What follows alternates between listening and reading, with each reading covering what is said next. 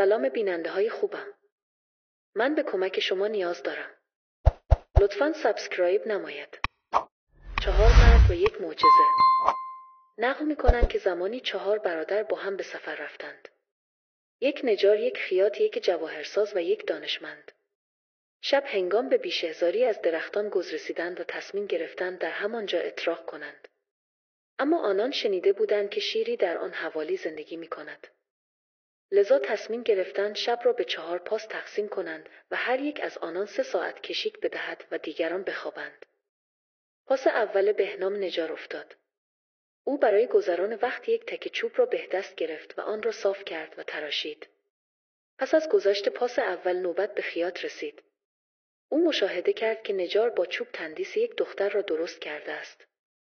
خیاط این کار نجار را ستود و با خود فکر کرد که این دختر نیاز به لباس دارد. از این رو مقداری گل از زمین برداشت و به آن شکل داد و به تن دختر چوبی پوشاند. آنگاه نوبت جواهرساز شد. او ناگاه متوجه شد که این تندیس نیاز به زیورآلات دارد.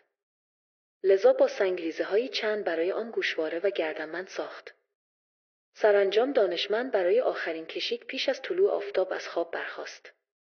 او به تندیس چوبی با لباسهای گلین و زیورآلات سنگی نگاه کرد و با خود گفت: من برخلاف همه دوستانم حرفهایی نمی‌زنم. وقت نماز صبح فرا رسیده بود.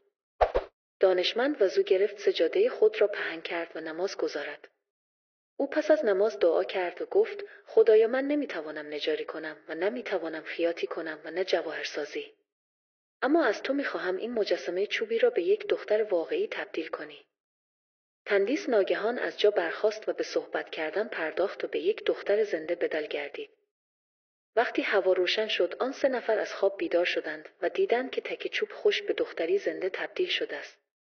لباس گلیاش به جامهایی از مخمل سبز و سنگریزه‌های دور گردنش به گردنبند طلا تغییر یافته بود. آنها در مورد این دختر با هم به نزاع پرداختند و هر یک از آنان فریاد می‌زد که دختر از آن اوست. کار آنها تقریباً به دعوا کشید، اما در نهایت تصمیم گرفتند برای حل مسئله خود نزد قاضی بروند. وقتی ماجرا را برای قاضی شهر تعریف کردند، رو به آنان کرد و گفت: گرچه تو نجار این دختر را از ساق‌های تراشیدی و تو خیاط لباسهایش را از گل ساختی و تو جواهرساز به سنگریزه‌های بی‌مصرف جان دادی و زینتالاتش را ساختی، اما با این همه اگر این دانشمند به درگاه آفریدگار خود دعا نمی‌کرد تا آن را زنده سازد، این دختر هیچگاه زنده نمی‌شد. از این رو دختر از آن دانشمند است و شما هیچ سهمی در آن ندارید. بدین سان جستجوگر یافت آنچه را که می‌خواست و عاشق ازدواج کرد با آنکه منتظرش بود. و انشالله هر کس که اینجا نشسته همه عمر شاد و خرم باشد.